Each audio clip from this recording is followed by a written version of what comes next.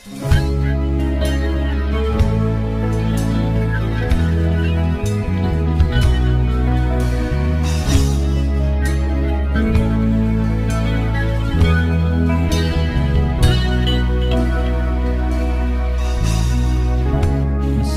kang abala sa mga bagay na di kailangan.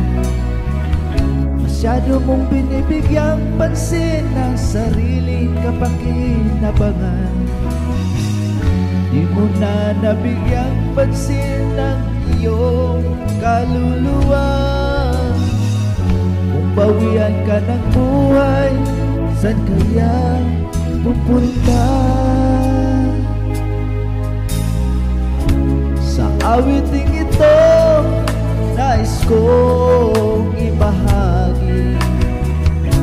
biyayang natanggap sa isang Diyos na hari. Siyang nagbigay kulay sa aking buhay, kagalakan sa puso, siyang nagbigay.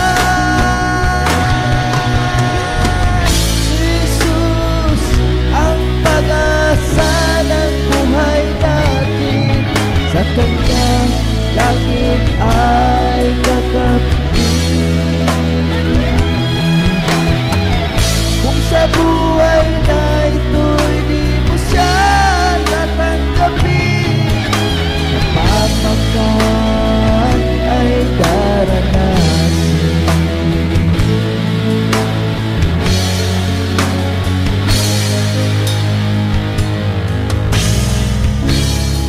Alaala ng awit na ito, paghandaan ang kabilang buhay mo. Sa Diyos ang bawat isa'y